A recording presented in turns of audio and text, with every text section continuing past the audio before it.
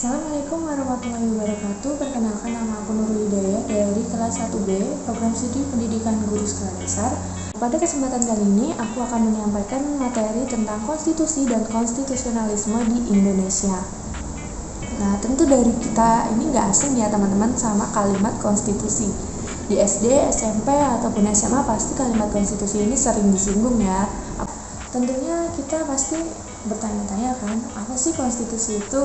Apa sih yang dimaksud dengan konstitusi ini? Nah, salah satunya itu adalah Dr. Jimli Asidik. Beliau ini mengatakan kalau konstitusi merupakan undang-undang dasar yang termasuk dalam hierarki hukum, menempati kedudukan paling tinggi dan memiliki sifat fundamental, sehingga pembuatan berbagai macam peraturan di bawahnya tidak boleh bertentangan dengan undang-undang dasar. Nah, menurut beliau ini konstitusi ini kedudukannya itu paling tinggi untuk kehidupan berkenegaraan gitu ya. Nah, terus aku juga sempat baca dari beberapa pendapat ahli kalau konstitusi ini biasanya ditulis dalam bentuk dokumen gitu ya teman-teman. Nah, jadi aku menyimpulkan kalau menurut pendapatku pribadi, konstitusi itu adalah aturan atau norma yang mengatur sistem hukum dan politik suatu negara pada suatu dokumen yang tertulis gitu ya teman-teman. Nah, itu pendapat aku sendiri. Terus selanjutnya konstitusi ini ada jenis-jenisnya juga teman-teman. Nah, jenis-jenis konstitusi itu ada apa aja? Ada dua teman-teman. Yang pertama itu konstitusi tertulis dan yang kedua konstitusi tidak tertulis. Yang pertama itu konstitusi tertulis dan yang kedua konstitusi tidak tertulis. Nah, konstitusi tertulis itu sendiri adalah susunan aturan dasar di suatu negara untuk mengatur kehidupan suatu negara dalam bentuk dokumen tertulis.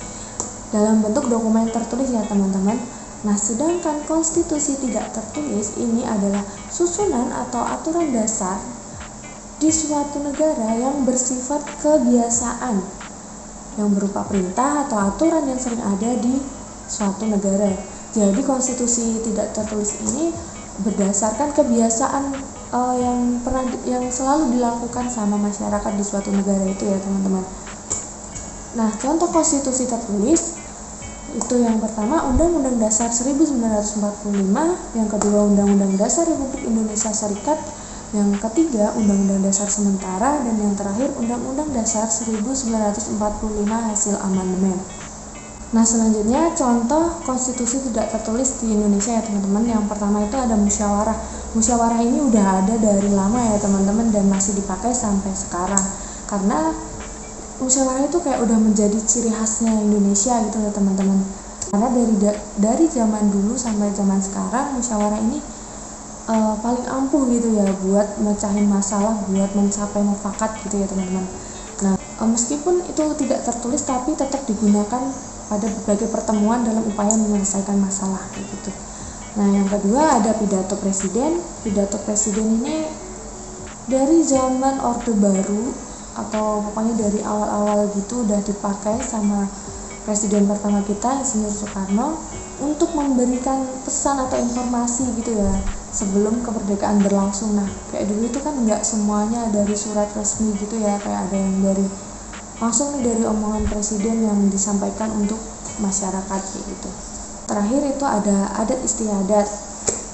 Dalam kehidupan bermasyarakat di Indonesia, tentunya setiap daerah itu punya norma-norma sendiri yang harus banget ditaati sama siapapun yang ada di daerah tersebut gitu ya teman-teman.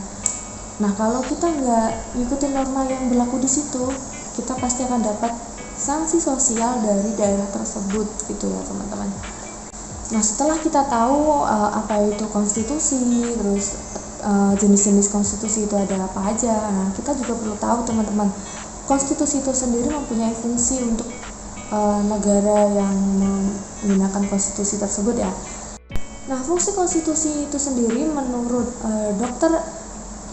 Jimli Asidik, aku ngambil dari beliau, ini tuh ada 10 poin ya teman-teman. Yang pertama itu sebagai penentu serta pembatas kekuasaan dari sebuah organ negara.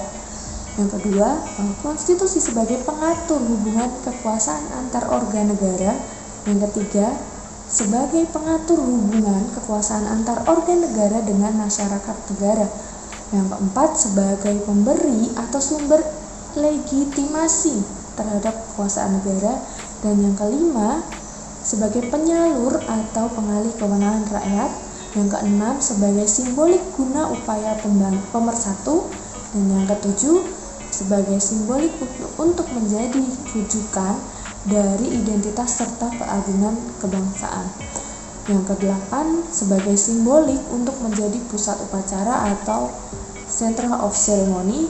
Yang kesembilan, sebagai sarana pengendalian rakyat. Dan yang terakhir, sebagai sarana menjadi perekayasa serta pembaruan masyarakat.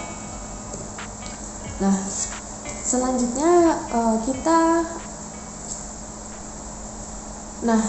Indonesia sebagai negara yang menganut paham konstitusionalisme ini adalah sistem negara yang menjadikan konstitusi sebagai perwujudan hukum tertinggi, teman-teman. Nah, paham konstitusionalisme ini sendiri dapat didefinisikan sebagai sebuah paham yang menganut prinsip di mana perwujudan hukum tertinggi yang harus dipatuhi oleh seluruh komponen negara tersebut.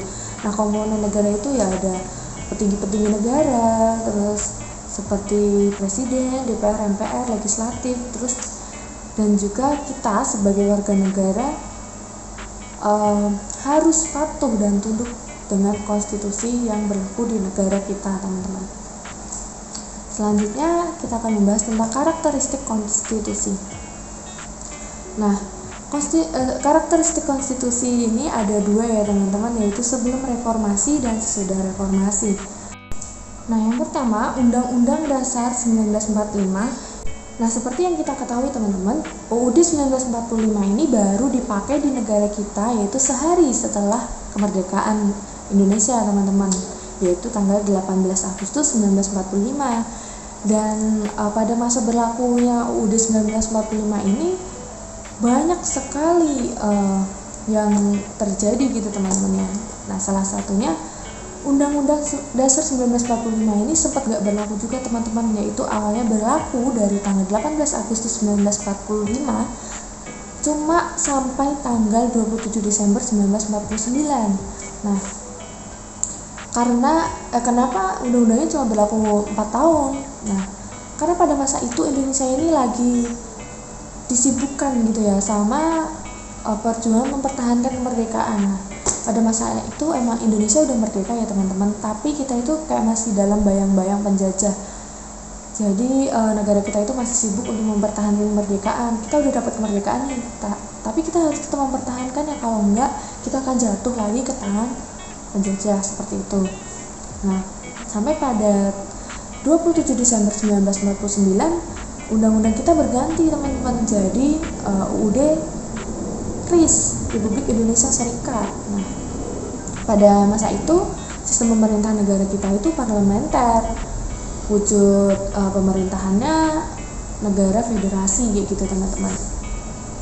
Nah, negara federasi itu sendiri adalah negara yang terdiri dari negara-negara bagian.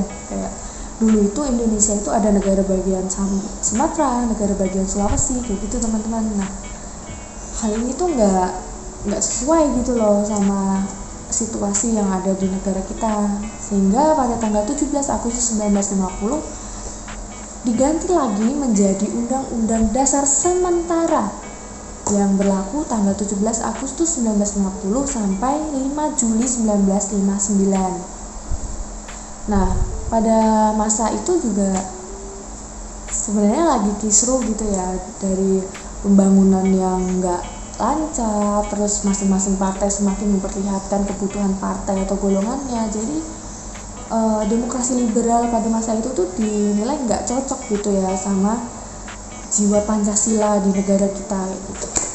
Nah, sesudah reformasi itu ada Undang-Undang Dasar 1945 yang kita pakai sampai hari ini, yang hasil amandemen sebanyak 4 kali tadi ya, teman-teman. Dan Undang-Undang Dasar 1945 ini mengalami 4 kali amandemen, teman-teman. Yang pertama itu pada 14 sampai 21 Oktober 1999 pada sidang umum MPR.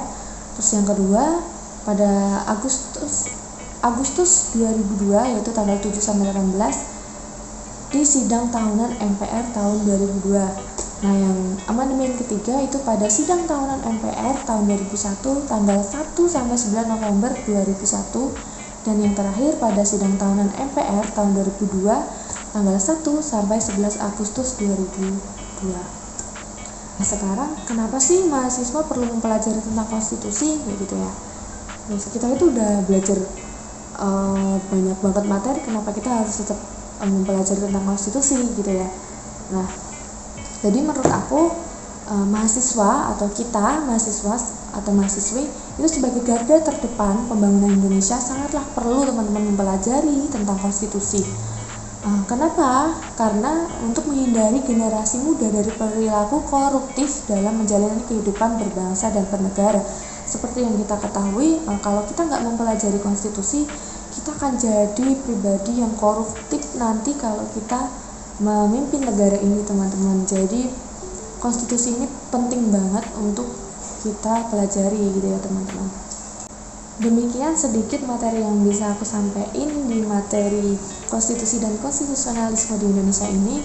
Kurang lebihnya aku mohon maaf, dan bila teman-teman bersedia menambahkan materinya, boleh sekali taruh di kolom komentar video ini. Aku ucapin terima kasih banget buat teman-teman yang mau menambahkan. Sekali lagi aku mohon maaf bila ada kesalahannya. Wabillahi taufiq wal hidayah. Wassalamualaikum warahmatullahi wabarakatuh.